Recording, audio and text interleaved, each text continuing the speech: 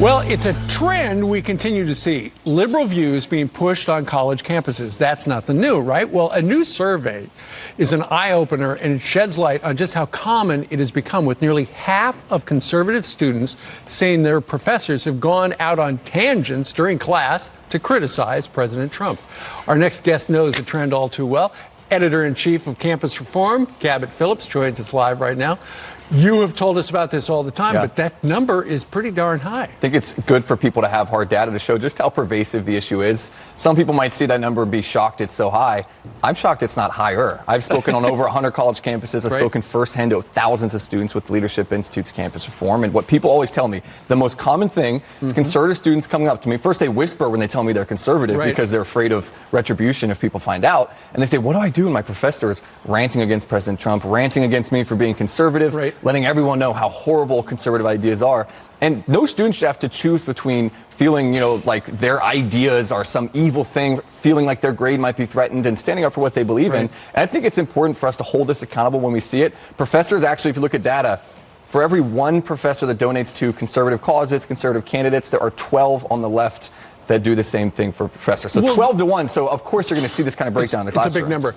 But do you think it's, the professors generally have a good idea, after a couple of weeks, where people stand in their class politically? So if they know they've got some conservative students there, maybe they don't go down that road. Well, if you're an 18-year-old college student and you come to class and your professor in the first day is ranting against how horrible conservatives are, what's it going to do to the classroom?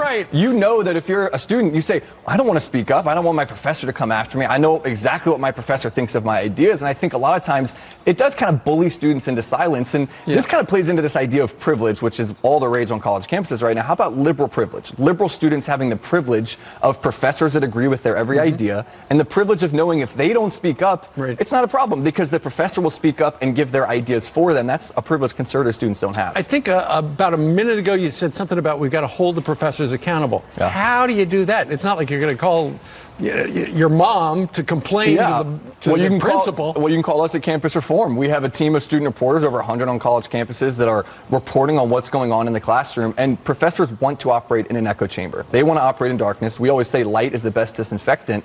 And the solution is making sure that people are aware of what's going on. If taxpayers knew what their money was funding on college campuses, they would be much more involved. They wouldn't wash their hands of it. And also, I think the solution here is not to say, let's hire a bunch of conservative professors to go bash Nancy Pelosi and Joe Biden. No, professors should just be teaching students how to think critically, not what to think. And I think when professors get politics out of the classroom, or at least provide all sides, let students make up their minds for themselves, that's when students can learn how to think for themselves. And that's what the goal of college should be. Let's make it the way it used to be once upon a time. Cabot, thank you very much for joining us live. All right. Meanwhile, the countdown to Christmas is